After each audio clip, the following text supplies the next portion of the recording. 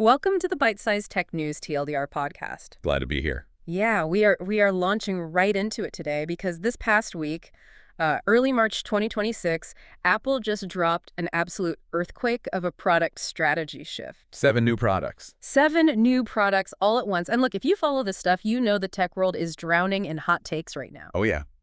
Everyone has an opinion. Right, but we are not doing that.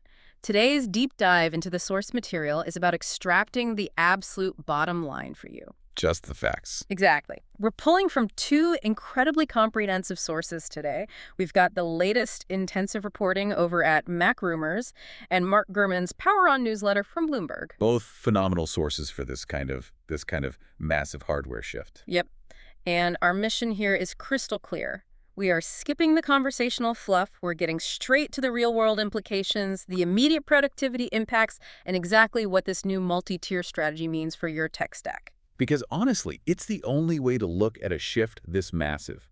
When a company with a multi-trillion-dollar market cap decides to just fundamentally alter its pricing floor. And the ceiling. Right, the floor and the ceiling at the exact same time. You really have to look past the shiny press release photos. You have to look at the enterprise deployment reality. And just security stuff, which we'll get into. Yeah, the security implications are huge. What we have here isn't just a hardware update cycle. It's really a tectonic shift in how corporate IT departments are going to operate, budget, and deploy hardware for the next 5 to 10 years. So let's get right into that IT budget shockwave. If you manage a team, or if you're the one holding the corporate credit card right now, pay close attention. Apple has essentially created these 2 new extremes, a Neo tier at the bottom and an Ultra tier at the top. The polarization strategy. Exactly. And the bottom tier is what honestly made me do a double take. The newly announced MacBook Neo starts at $599. It's wild. I literally had to read that twice. The historical Apple tax, that premium you always pay just for the logo on the lid, it seems to have vanished here. A brand new current generation MacBook for under $600. It really is unprecedented when you look at their historical pricing models. To put that $599 price point in perspective, let's look at the match provided in Gurman's reporting. Okay, let's break it down. The Neo is 45% or exactly $500 cheaper than the M5 MacBook Air that sits directly above it in the lineup. 45%. Right.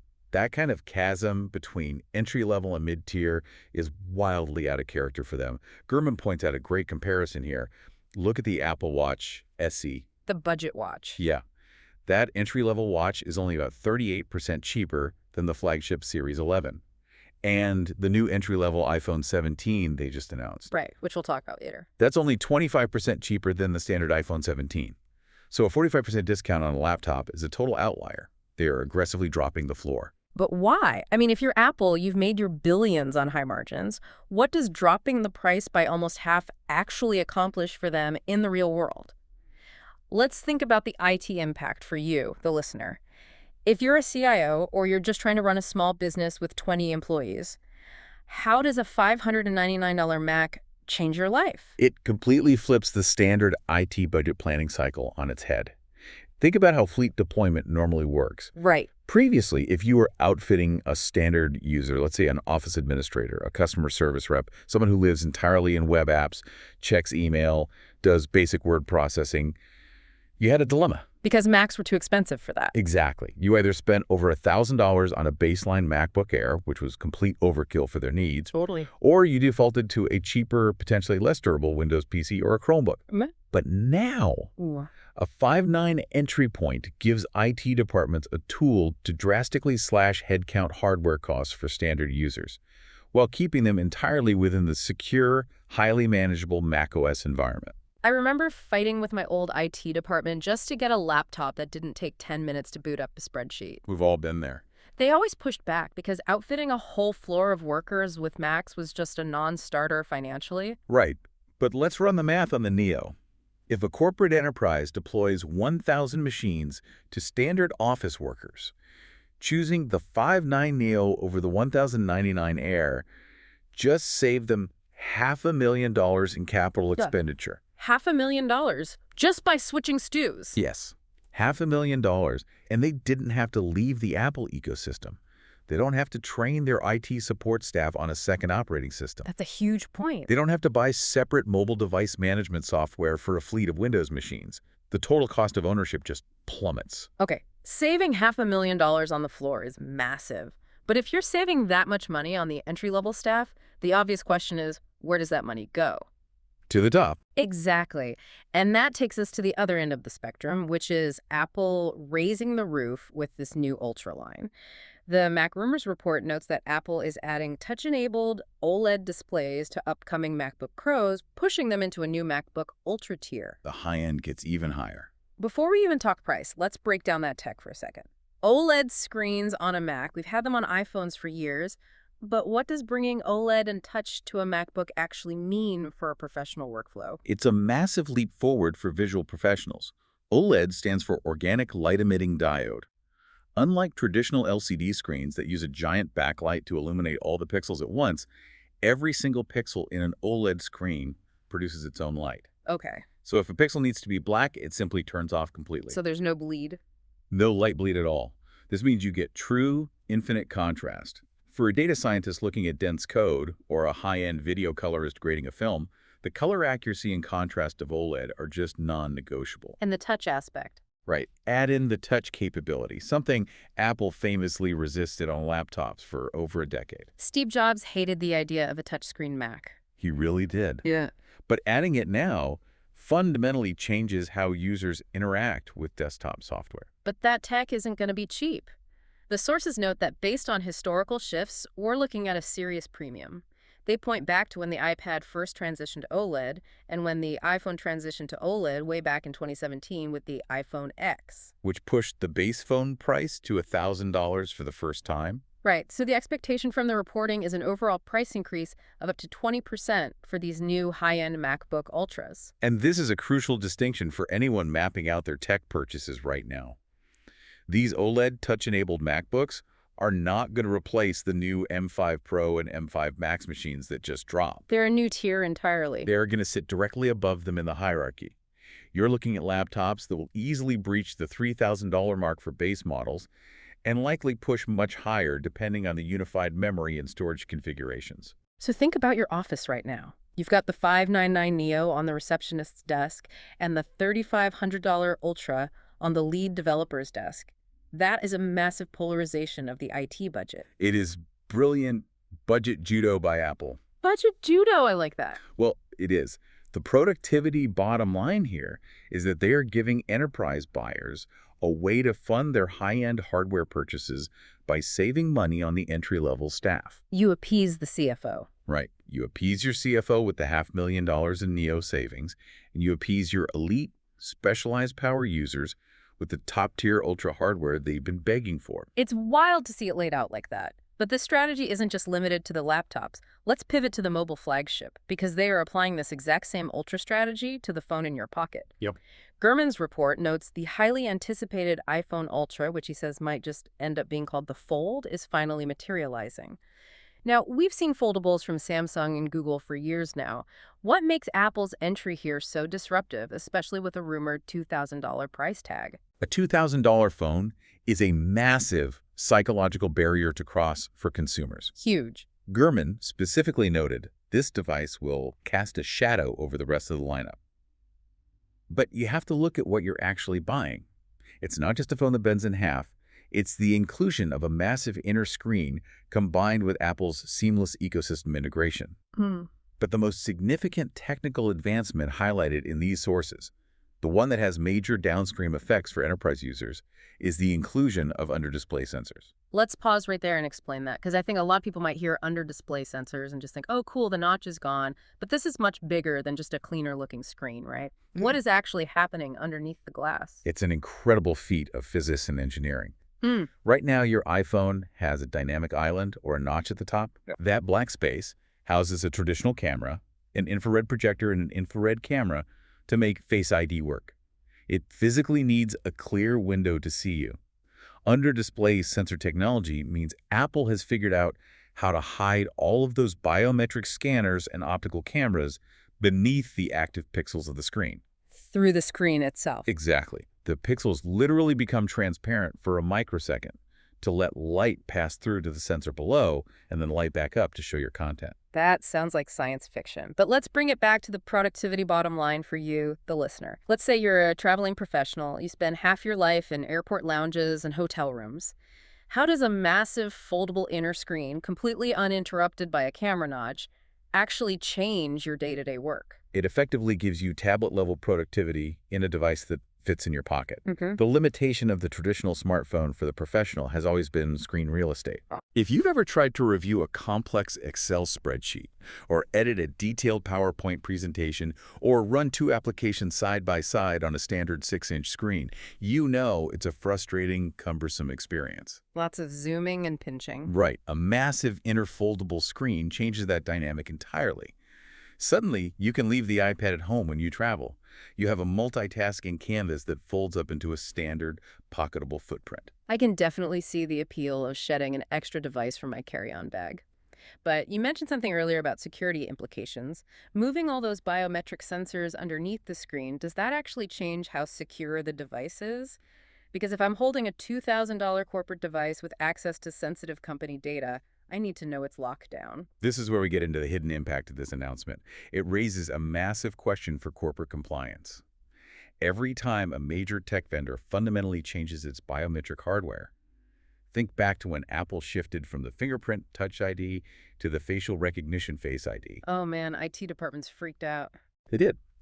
Corporate security compliance teams have to completely reevaluate their mobile device management protocols. Because it's a totally new way of authenticating the user. Exactly. We operate in an era of zero-trust architecture.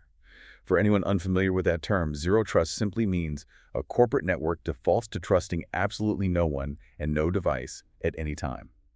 Every single attempt to access data must be strictly verified. Right. So under-display sensors mean a new method of authentication capture.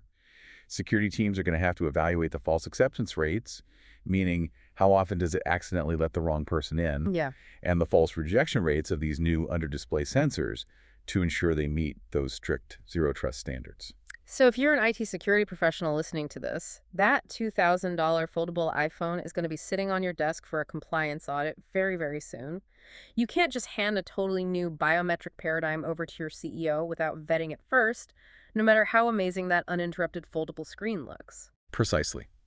The hardware is beautiful, but the security validation is going to take months for large enterprises. Okay, so we've established the 599 floor, the 3,000 plus ceiling, but I want to drill down into how Apple is actually pulling off this market disruption. Let's look at how the Neo disrupts the floor first. I read the Bloomberg report, and it outlines 3 major pillars making a 599 Mac possible. The manufacturing, the silicon, and the software. Right, let's start with the first one, manufacturing tech. The report mentions a new 3D printed aluminum manufacturing process. Now, I hear 3D printing, and I immediately picture those little plastic desktop machines making, like, D&D miniatures. Right, the hobbyist stuff. Yeah. How on earth do you 3D print an aluminum laptop, and why does that save them enough money to drop the price so drastically? Aren't they usually just carving these things out of solid blocks of metal? They are. And that's exactly what's changing. It's a massive leap in material science. For over 15 years, Apple has used what's called subtractive manufacturing for their unibody MacBooks. They literally take a solid block of high-grade aluminum and use CNC milling machines to carve away all the material they don't need until they're left with the laptop chassis. So you're basically paying for all the metal that ends up as shavings on the factory floor. Exactly. You recycle the shavings, of course, but the energy and time cost is huge. 3D printing, on the other hand, is additive manufacturing. Instead of carving away from a block, a machine uses high-powered lasers to fuse microscopic layers of aluminum powder together, building the chassis from the ground up. Wow. You only use the exact amount of aluminum you need. The Bloomberg report explicitly states this additive approach drives down material costs and significantly speeds up production times. And Apple isn't stopping with the Neo. No. No, they plan to expand this 3D printed aluminum approach to Apple Watch casings and eventually even the massive volume of iPhone enclosures. Which makes sense because they've already been testing the waters with this. We already saw them use 3D printed titanium in the Apple Watch Ultra 3. So they proved the concept on a low-volume, high-margin device, and now they are scaling it down to the mass market. That is brilliant. The manufacturing efficiency is the foundational reason that $599 price point can exist without destroying Apple's legendary profit margins. But the second pillar making this possible is equally crucial, and that's silicon economics. Right, the brain of the machine. The Neo is powered by the A18 Pro chip. Now, if you know your Apple Silicon, you know the A18 Pro was originally developed for the iPhone 16 Pro. How does taking a phone chip and dropping it into a laptop create this level of disruption? It comes down to scale and cost amortization. Because Apple has been fabricating millions upon millions of that specific A18 Pro chip for older flagship iPhones, the research, development, and initial fabrication costs have already been fully paid for. Ah, so it's practically free for them to R&D. Exactly. The chip is now incredibly inexpensive for them to produce at massive scale. By repurposing it for a budget laptop, they get incredible performance without the cost of developing a brand new M-series Mac chip. Let's look at the benchmarks Mac Rumors pulled for this. It's a 6-core A18 Pro, but with one fewer GPU core than the phone version. Which is likely a result of chip binning. Binning. Yeah, binning is where they use slightly less than perfect chips. Maybe one core didn't quite meet the standard to save even more money instead of throwing the chip away. Got it. Well, the benchmarks they rattled off are impressive for a 599 machine. A single-core score of 3461, a multi-core score of 8668, and a metal score of 30286. Now, pause there. Metal score of 31,000. To the average person listening, that's just a random string of numbers. What does that actually mean in plain English? Great point. Let's translate that. Metal is Apple's proprietary graphics technology. It's the software engine that lets the hardware draw graphics on your screen efficiently. A metal score of roughly 31,000 means this 5.9 laptop can handle graphics rendering that, just a few years ago, would have required a massive, bulky, expensive desktop computer. So no more stuttering on basic video edits. Right. It means you can edit multiple streams of 4K video or run complex 3D modeling software on an entry-level budget machine.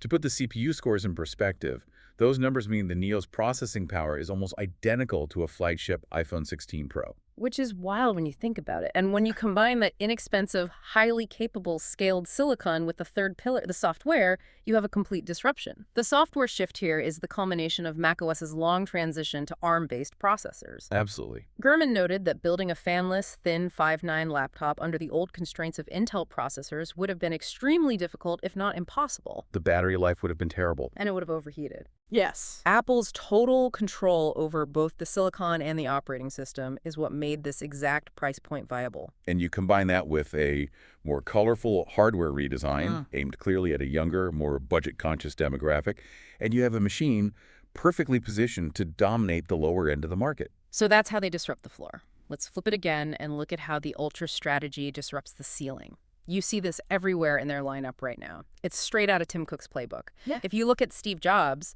his era was defined by creating entirely new product categories, the iPod, the iPhone, the iPad. But Tim Cook's methodology is very different, isn't it? It is, and it's incredibly effective from a revenue standpoint. The strategy under Tim Cook is not necessarily about inventing entirely new form factors from scratch every few years.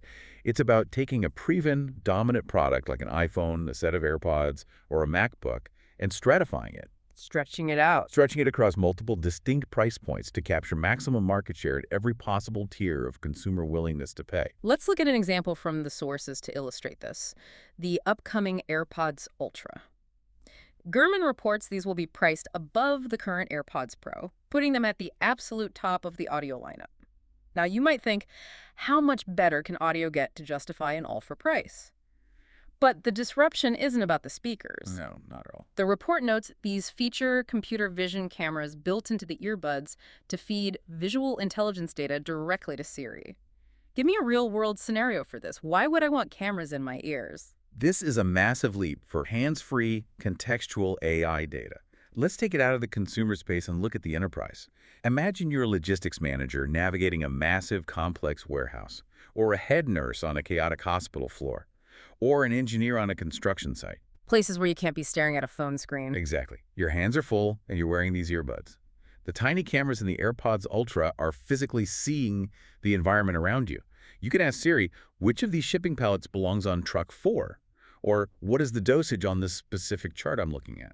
And because it can see what you see, it can parse that visual data instantly and feed the answer straight into your ear. You never have to pull a screen out of your pocket or log into a terminal. Exactly. It creates a highly advanced, contextual AI companion. For the people who need that specific hands-free workflow enhancement, that capability entirely justifies an Ultra price tag. It's a professional tool, not just a way to listen to music. But that makes total sense. Another perfect example from the reporting is the Studio Display XDR. Now, this monitor is already released and it's priced well over $3,000. But the fascinating part is that the text notes it's actually $1,500 cheaper than the Pro Display XDR it replaces. Which sounds crazy, a $3,000 monitor being the cheaper option. Right. It features mini LED technology, a significantly brighter picture, better color reproduction, and double the refresh rate of the standard Studio Display. But again, let's avoid the jargon trap. Mini LED versus OLED. Why does an editor care, and why does it cost $3,000? It comes down to sustained brightness and burn-in. We talked about OLED earlier, where every pixel is its own light source. OLED is beautiful, but if you leave a static image on it all day, like the menu bar of your video editing software, it can sometimes permanently burn that image into the screen. Ghosting. Right. Mini LED is different. It uses thousands of microscopic backlights positioned behind a traditional LCD panel. It gives you contrast that is nearly as good as OLED, but it can get significantly brighter for longer periods without the risk of burn-in. Gurman rightfully points out that for the vast majority of standard office users, a mini LED monitor is beyond overkill. You get a perfectly good, color-accurate monitor for under $500 today. But if you're color grading a massive commercial project, getting mini LED technology for $1,500 less than the previous generation is actually a huge win for your budget. Precisely. It's another perfect execution of the Ultra strategy, offering incredibly high-end, niche specifications for a professional market that is more than willing to pay a premium, while simultaneously making them feel like they got a deal compared to the old model. And the sources indicate this upward expansion is only going to continue. What's next? We're looking at a pending high-end foldable OLED iPad and a more powerful iMac with a much larger display down the line. It's a relentless upward push. It's an aggressive strategy, and not everyone loves it. Even within the Mac Rumors comment section we pulled from, you see users reacting strongly to this peering. A user named Tasek complained that the naming convention is becoming very Microsoft with Neo, Air, Pro, and Ultra tiers. It's a fair criticism. And I get that. It absolutely causes consumer confusion when you have 5 different versions of the same laptop. But financially, catering to every specific budget constraint from the $599 floor to the $3,000+ stratosphere is a proven mechanism for locking in total market dominance. It is. They're making it incredibly difficult for a consumer or an enterprise buyer to find a price gap where a competitor might look more appealing. Which brings us perfectly to the critical question. Who exactly is this $599 MacBook Neo for? If you're listening to this right now, should you consider buying this machine based on your current daily workflow? Or is it just a glorified expensive Chromebook? Let's start with a direct quote from Mark Gurman's analysis. He states unequivocally that the Neo is meant for the typical student or office worker. He doesn't sugarcoat it. He points out that the device is a laggard when it comes to memory and base specifications compared to modern standard laptops.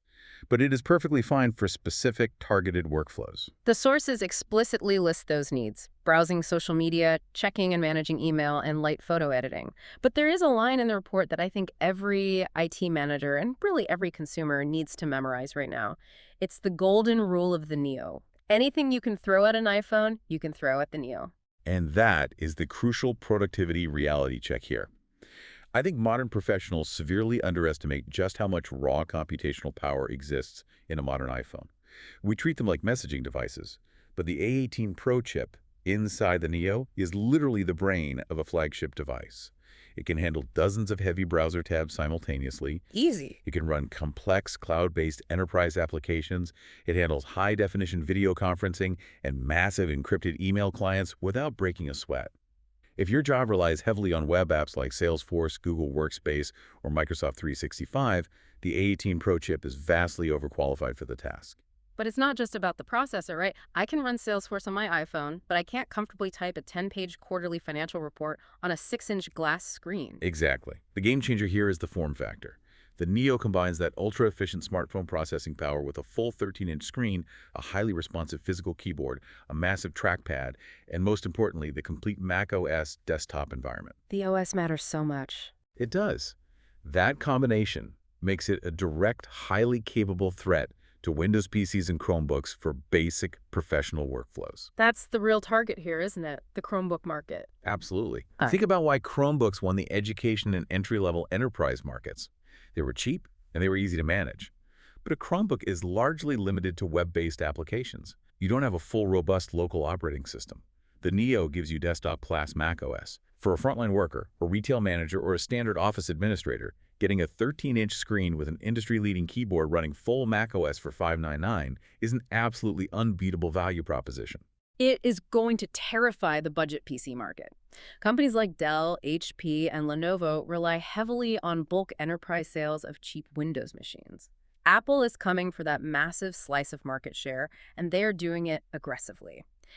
But we've talked a lot about the floor and the ceiling. We need to briefly touch on the other products dropped in this massive 7-product week to complete the hardware picture. Let's look at the mid-tier upgrade dilemma. The middle of the pack got refreshed too, and it left a lot of people scratching their heads. It did. The middle tier is where things get a bit muddy for the consumer. We saw the iPhone 17 announced. For those wondering, the E usually denotes a more budget-friendly or essential version. It features the new A19 chip, MagSafe support, and importantly, they doubled the base storage to 256 gigabytes. Which is a nice quality of life upgrade. Definitely. We also saw an M4 iPad AirDrop featuring 12 gigabytes of memory and Wi-Fi 7. Let's pause on Wi-Fi 7 for a second because we see these numbers go up every year. What does Wi-Fi 7 actually mean for the person working from a crowded coffee shop or a dense office building? Wi-Fi 7 is actually a significant leap in network physics. It introduces something called multi-link operation. Historically, when your device connects to a router, it picks one band, usually 2.4 gigahertz or 5 gigahertz, and stays there. Right. If that band gets congested by everyone else in the coffee shop, your connection drops or slows to a crawl. Wi-Fi 7 allows your iPad to connect to multiple bands simultaneously. It treats them like a combined mega highway. Oh, that's smart. It drastically reduces latency and massively increases throughput, even in highly congested environments. That's a great practical upgrade. And rounding out the middle tier, we saw the M5 MacBook Air and the M5 Pro and Max MacBook Pros. And this raises an incredibly important question for our professional listeners. Look at your desk right now. What are you typing on? If you're sitting with a relatively recent machine and an M2, an M3, or even an M4, what is the bottom line on these mid-tier M5 upgrades? Are they actually worth your money?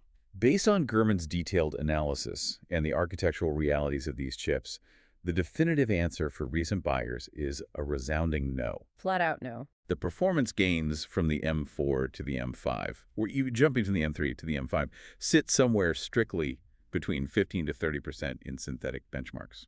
Okay, but a 30% gain sounds like a lot on paper. Why is it a resounding no? Because of how humans actually perceive speed in a modern workflow. We are hitting the physical limits of how small we can make transistors. We're down to 3-nanometer and 2-nanometer processes. The chips are incredibly fast. But in daily professional tasks, a 20% gain is simply invisible. Really? Yes. If you are a software engineer and compiling a massive code base takes 10 seconds on an M4, an M5 might do it in 8 seconds. Are you going to spend $2,000 to save 2 seconds? Probably not. If you are exporting a 4K video, you might save a minute. For standard office tasks, web browsing, email, Slack, there is literally zero perceptible difference. The sources are very clear on this. There is essentially nothing an M5 can do that an M4 cannot do. Correct. It is a really tough call, even for professionals currently using M2 or M3 machines from a couple of years ago. The hard recommendation we draw from analyzing all these sources is this. Unless you are still holding on to a first-generation M1 machine, and even then, only if you are actively feeling a massive performance bottleneck in your specific daily tasks, you should hold out. Keep your wallet in your pocket. Hold out for what, exactly? If the M5 isn't the leap, what are we waiting for? Hold out for the massive physical redesigns. Hold out for the OLED and touchscreen Ultra models we discussed earlier. The reporting indicates those are dropping around the end of the year. The reality of the M5 Mac drop this week is that the processor is the only significant upgrade. The aluminum chassis, the screens, the keyboard, the ports, they are identical to the previous generation. Nothing else changed. Right. If you're going to spend precious enterprise capital or your own hard-earned professional budget, wait for the fundamental hardware redesign that comes with the Ultra tier rather than paying top dollar for an invisible 20% speed bump. So if you just convinced your boss to buy you an M4 a few months ago, take a deep breath. You didn't miss out. You are perfectly fine. You're good. And that brings us to our wrap-up. We promised you no fluff, straight facts, and real-world implications. So let's summarize the 3 most important takeaways from this unprecedented, massive week of Apple announcements. Takeaway number 1, the entry-level reset. Huge one. The introduction of the 5.9 MacBook Neo completely resets entry-level IT provisioning. Powered by the highly efficient A18 Pro chip and utilizing new 3D printed aluminum manufacturing, it is a direct existential threat to the Windows and Chromebook budget market. It offers full desktop-class macOS capabilities for typical office workflows at an unbeatable price. Takeaway number 2, the Ultra ceiling. As they lower the floor, Apple is aggressively stretching its lineup upward. They are utilizing a 20% plus price premium strategy for high-end productivity gear. This upward expansion includes the pending $2,000 foldable iPhone Ultra and the computer vision camera-equipped AirPods Ultra. They are successfully funding this high-end innovation by capturing massive volume at the budget floor. And takeaway number 3, the mid-tier hold. The standard M5 Mac upgrades released this week offer negligible day-to-day productivity gains, just 15 to 30% for anyone currently using an M2, M3, or M4 machine. This makes them a definitive hold for the average professional who should instead await the massive OLED and touchscreen redesigns dropping later this year. And before we go, I want to leave you, listener, with one final forward-looking question to mull over. It builds directly on the manufacturing tech we spent so much time discussing today. If Apple is now successfully utilizing high-speed, cost-cutting 3D printed aluminum to manufacture a mass-market budget laptop like the Neo, and they are already using 3D printed titanium for the high-end Watch Ultra 3, Wow. how quickly will this entirely new, highly efficient additive manufacturing paradigm completely upend the hardware supply chains of every competing tech giant on the planet? That's the real question. If Dell and Lenovo are still milling and carving their metal, subtractive manufacturing may suddenly become a massive financial liability. It's a massive shift in global manufacturing hidden quietly inside a 5.9 budget laptop announcement. And that is exactly why we do these deep dives. Thank you for joining us today, and be sure to check out the Tech News TLDR YouTube channel for our daily video updates. Catch you next time.